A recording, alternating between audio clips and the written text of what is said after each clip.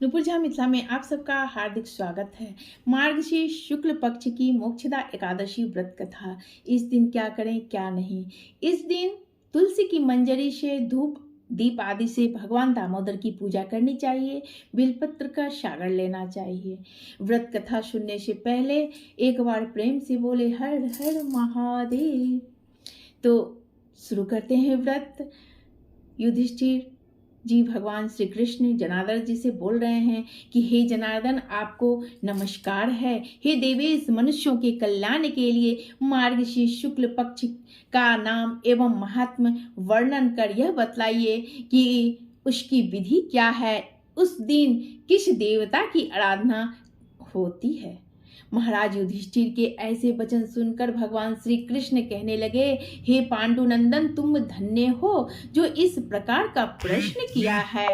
अच्छा, सावधान होकर सुनो। यह एकादशी मनुष्यों के अनेक पापों को नष्ट करने वाली है। इसका नाम मोक्षदा है। यथा नाम तथा गुण, मोक्ष देने वाला व्रत है। इसमें गंध पुष्प धूप दीप नैवेद्य नृत्य गीत पूर्वक स्वभक्ति दामोदर की पूजा करनी चाहिए। इस विषय में एक अनुपम पौराणिक इतिहास मैं तुम्हें सुनाता हूँ, जिसके सुनने मात्र से वाजपेयी यज्ञ का पुण्य फल प्राप्त होता है। नरक में गए हुए माता पिता एवं अन्य परिवार वाले भी अवश्य ही स्वर्ग लोक को प्राप्त होते हैं। अस्तु, आप उस कथा को सावधान पूर्वक सुनिए। हे राजन, पवित्र गोकुलपुरी में किसी समय पहले एक बैखानस नाम का राजा राज्य करता था। वह राजा अपनी प्रजा का पुत्र के समान पालन करता था। उसके राज्य में चारों वेदों को जानने वाले कर्मठ ब्राह्मण निवास करते थे। एक दिन रात में राजा ने स्वप्न में देखा कि उनके पूज्य पिताजी महाभयानक नरक में पड़े हैं और राजा को देखकर प्रार्थना करने लगे कि पुत्र, कोई उपाय कर इस भीषण यंत्रणा से बाहर निकालो। प्रातःकाल उठने पर राजा का मन परम खिन्न था। वह यही सोच रहा था कि किस प्रकार अपने पूज्य पिताजी को नरक से बाहर करें।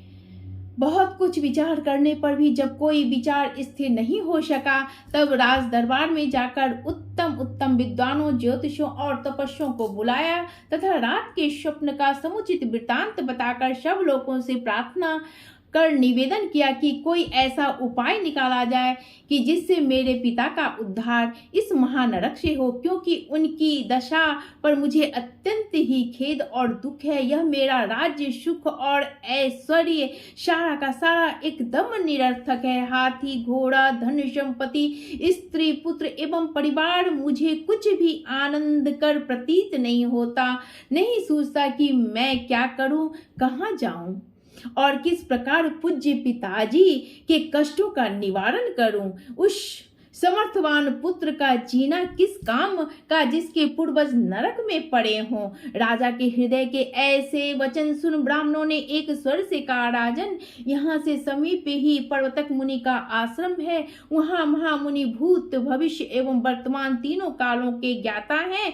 वह आपको कोई न कोई युक्ति अवश्य ही बतावेंगे कि और प्रस्थान किया जाए। वह आश्रम कैसा था? वह अनेक शांत चित्त योगी ऋषि मुनि और तपस्वी अपने अपने धार्मिक कार्यों में संलग्न थे। वह स्थान चतुर्वेद ज्ञाता वेदज्ञों से परिपूर्ण था। ऐसे ऐसे महात्माओं से घिरे हुए पर्वतक मुनि अत्यंत तेजोमय दूसरे ब्रह्मा के समान ही दिखलाई पड़ते थे। राजा ने मुनि को साष्टांग नमस्कार किया। मुनि ने आशीर्वाद देकर उनके परिवार और राज्य के कुशल समाचार पूछे।